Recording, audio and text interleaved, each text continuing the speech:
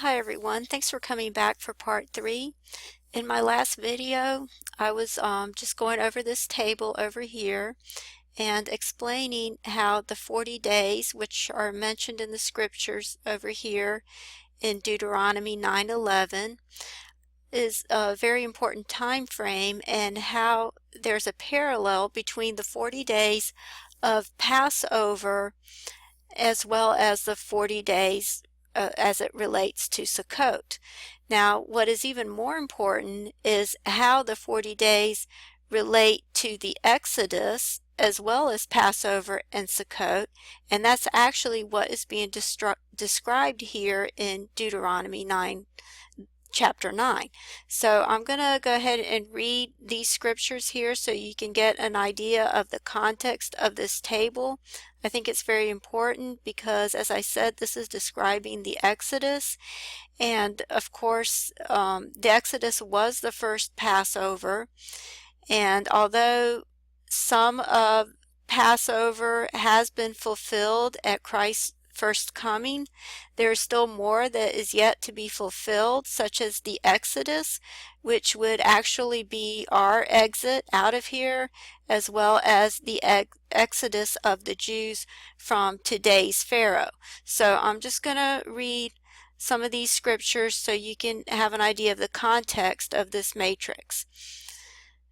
It says, "And it came to pass at the end of 40 days and 40 nights that Jehovah gave me the 2 tables of stone, even the tables of the covenant.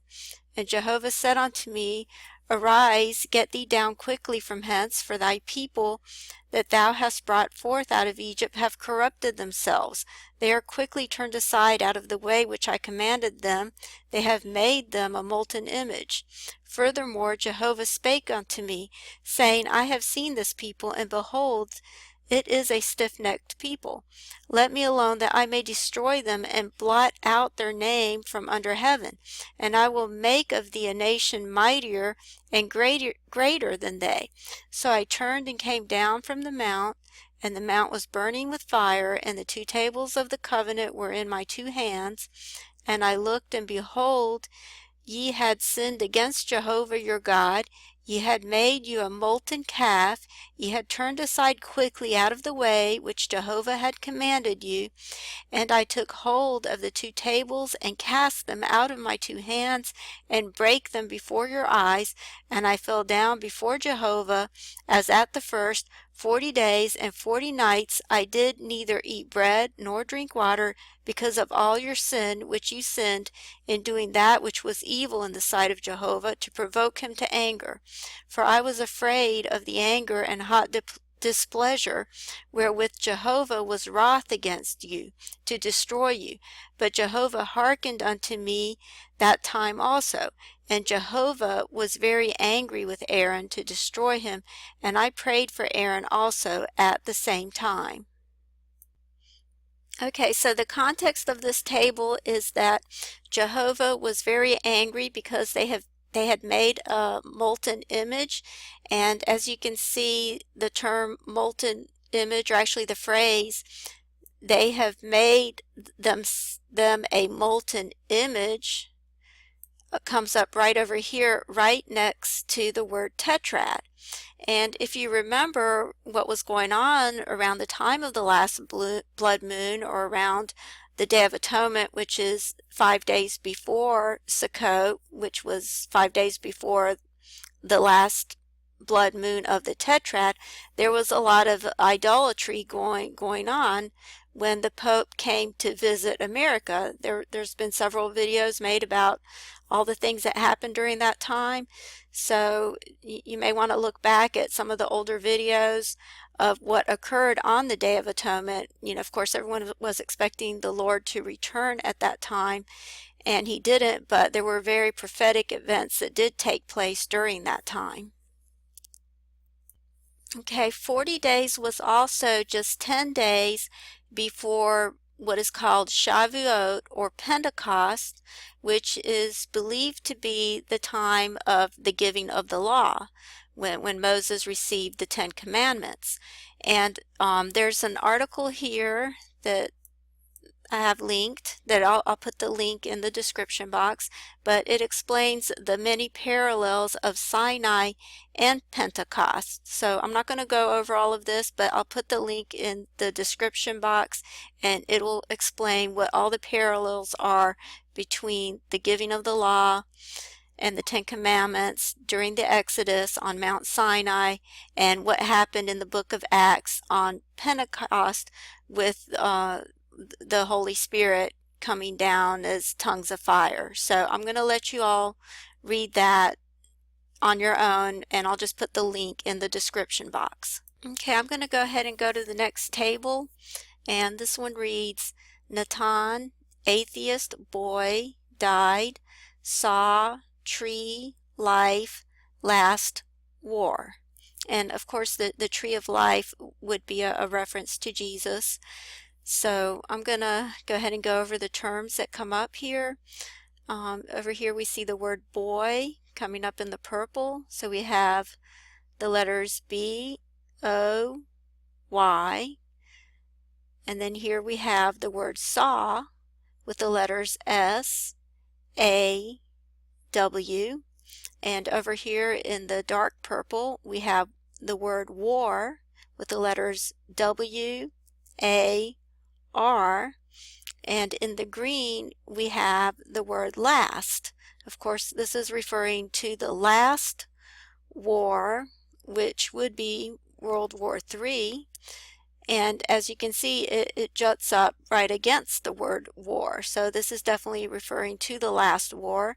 And we could also call it Armageddon, which would be another name for it. But over here we have the letters L, A, S, T. And over here in the pink you have the word atheist going down at an angle with the letters A, T, H, E, I, S, T.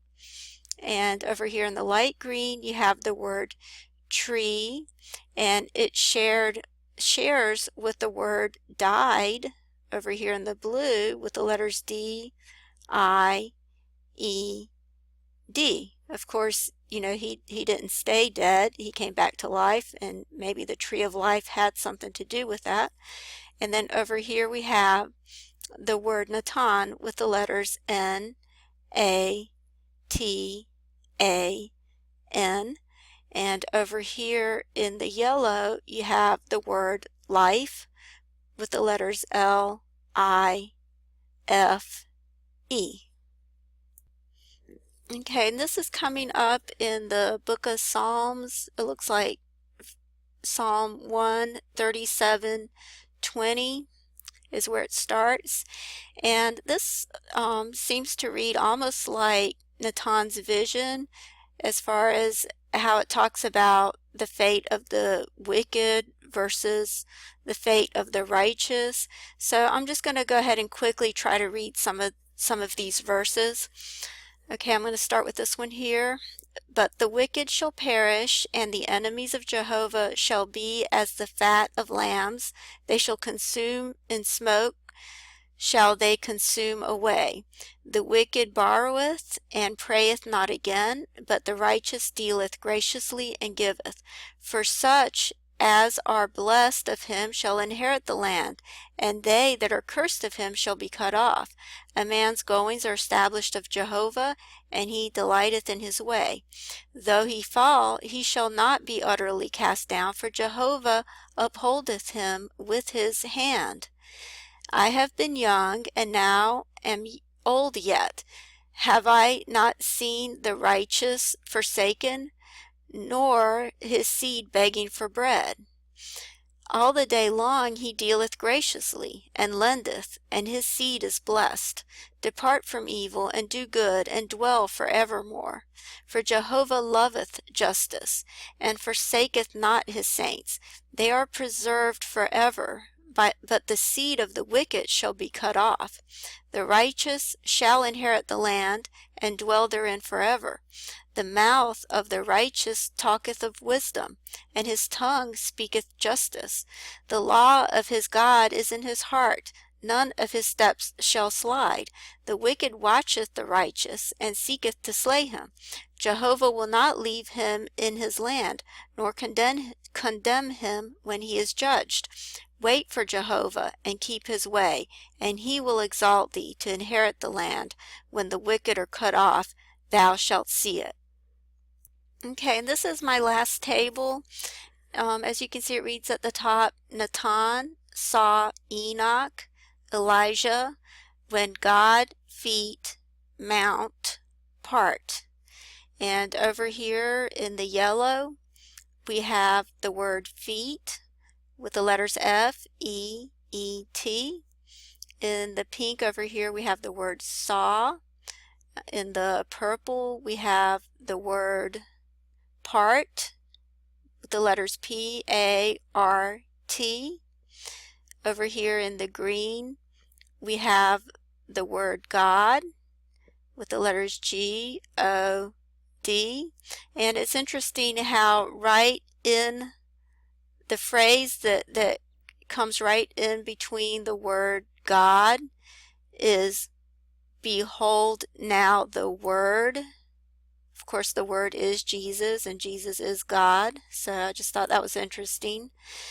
And over here we have Natan with the letters N, A, T, A, N. And over here in the blue we have when. And in this purplish blue we have the word Elijah coming down this way with the letters E, L, I, J, A, H. So I think that's pretty amazing how we have the Hebrew version of the spelling of the name Elijah, and it's going, straight across this way all in one line. And over here in the lavender color, we have the name Enoch with the letters E, N, O, C, H. And of course, the word mount or mountain, you can see it's actually the whole word mountain in here.